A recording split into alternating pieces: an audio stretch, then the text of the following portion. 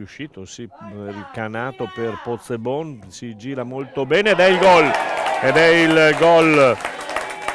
ed è il gol per quanto riguarda la formazione di casa, che di prima intenzione molto bene.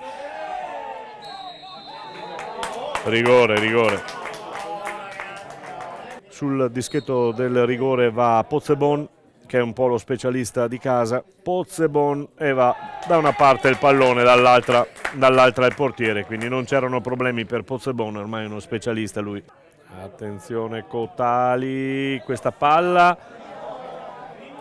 è incredibile quello che è successo, è incredibile. 46esimo da Pozzebon, tutto dalla parte opposta c'è Kais, ancora Kais che viene in avanti, Kais vuole fare da solo e alla fine viene premiato, dopo aver perso il pallone in un primo colpo. Al secondo tentativo ce l'ha fatto.